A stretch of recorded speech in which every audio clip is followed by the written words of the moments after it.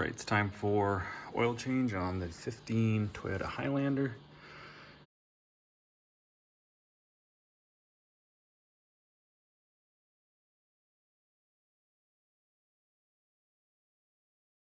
You'll need this Toyota Lexus oil filter adapter. This one's pretty good. It's got the, it's notched out for the oil filter housing that some Toyotas and Lexuses have. Also, it's got the ridges in there for, say, the Toyota Camry. They have your traditional oil filter cartridge that you just put up on there. Torque wrench, just to torque everything to spec. 3/8 ratchet and a 14mm for the drain plug.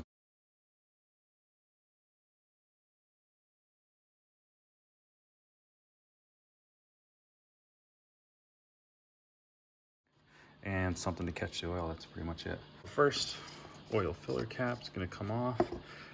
Then we'll get our 3/8 ratchet and the 14mm.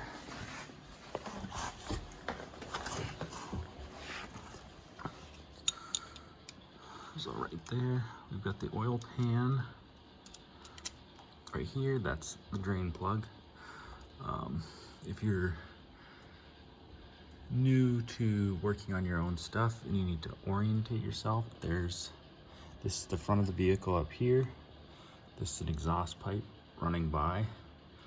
The oil pan is probably an O2 filter or O2 sensor.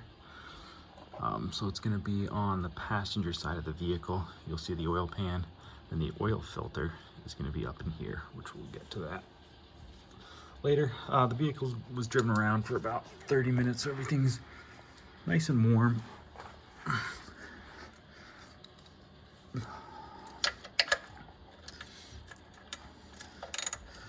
So I did the last oil change, so this shouldn't be on there too tight. All right, that's not too bad. All right, so break it loose. I should have gloves on to do this. Oil should be pretty hot. So just slowly back it out until it gets to a point. And then when you feel it's about to come out, it's just gonna be one quick fluid motion like that. Normally you're not supposed to drop it. Normally you can grab it. But... All right, so we'll grab that.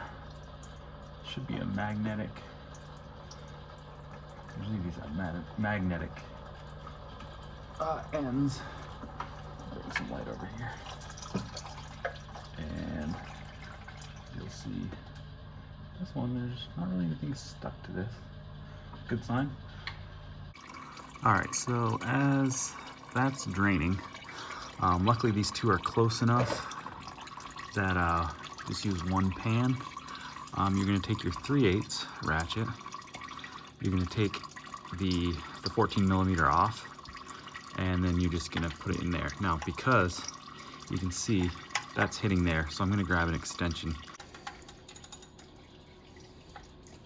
All right, so I did the last oil change, so most of this stuff is not over tight. It's just torqued down to what it's supposed to be at. I'll go over that when I'm putting this all together. All right, so you have that. Let me set this off to the side. The oil drain plug. You'll see the gasket when you buy a new filter. It will come with 2 gaskets. This is your first gasket. All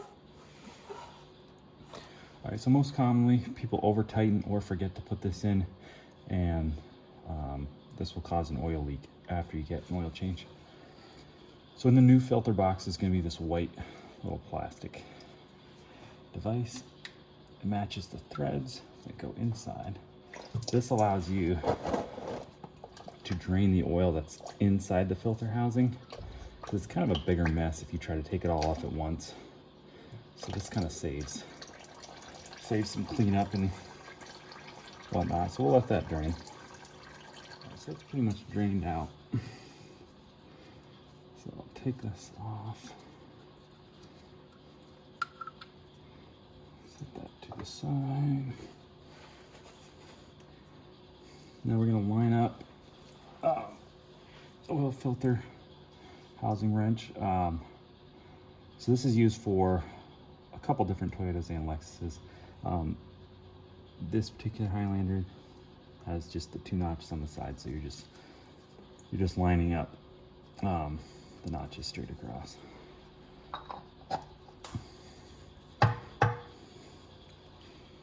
And using your 3/8 extension, I broke this loose a little bit beforehand. So you'll see this, pull the old oil out. There's some, it's hard to see, but there's little pieces in there. Not pieces, it's just like dirt. Not even dirt, I don't even know how to describe it. It's borderline invisible. Very little in there, but maybe it's, I don't know, some of the filter breaking down, or just, I don't know what it is. I've never had the oil tested, but I do it every 5,000 miles. When I let it go to 10, it just seems like there was too much buildup in the bottom of that, and so I just kept doing every 5,000. Some people probably say a waste of money, but I don't know.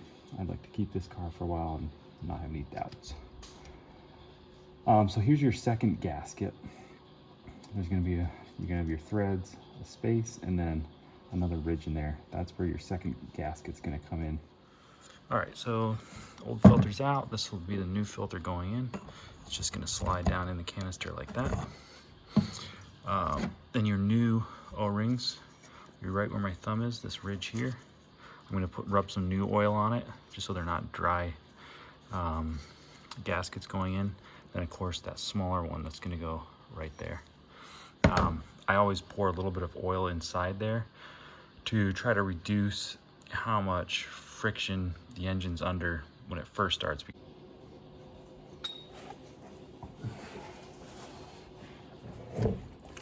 All right, so new gasket's on, the plug's in, the new gasket's underneath that. I haven't torqued that down yet, just enough to keep the oil in there. I've put some new oil inside there. Obviously the new filter's in there. So we're just gonna lift it up in there.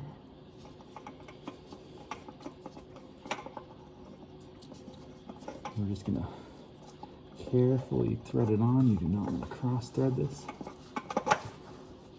And there's a little spring there's a little metal sleeve that sits, that the filter sits over, and that's it's on a spring, so you have to push up a little bit, and you'll feel the resistance on it. It's not much. All right, so we're just gonna turn that by hand. So the oil filter housing assembly gets tightened down to 18 foot-pounds, and this is 9. So that's I'd say almost barely over hand tight. I probably could get away with just doing this hand tight, but that's what I do. So I'm tighten that a little bit more by hand, but all right. So I hit resistance, and then that's all it takes. And this would be 9.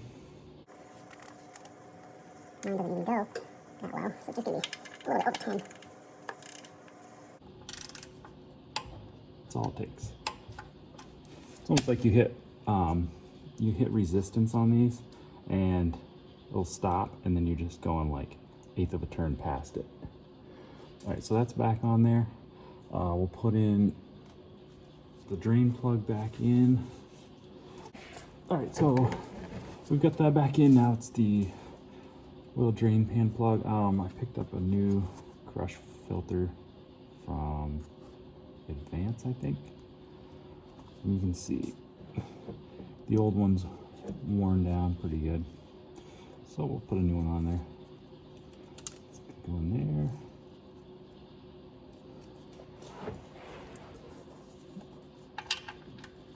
Just carefully thread that back in.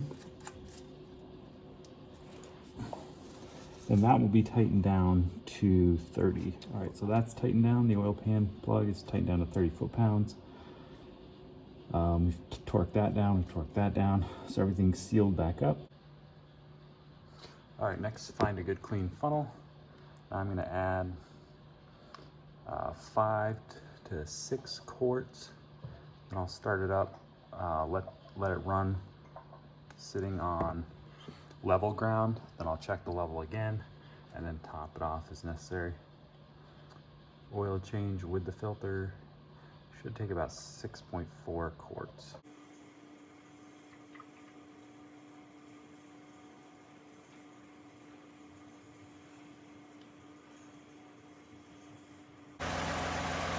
So as the engine's running, just double check for leaks.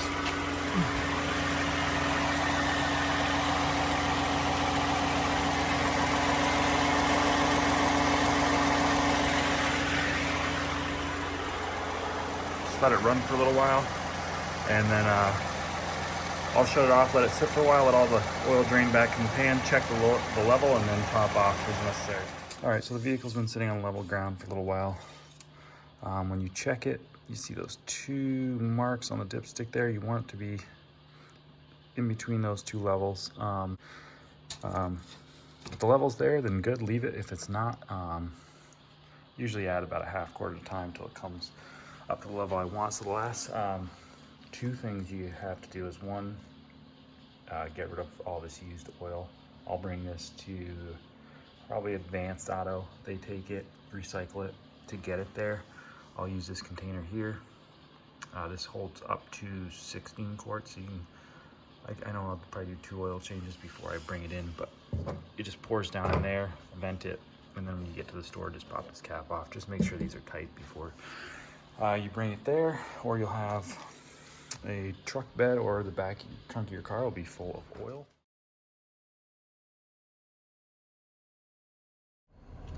All right, so the car is running.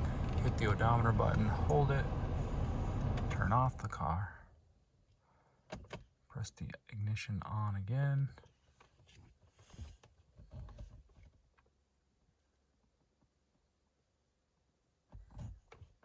Hit it again.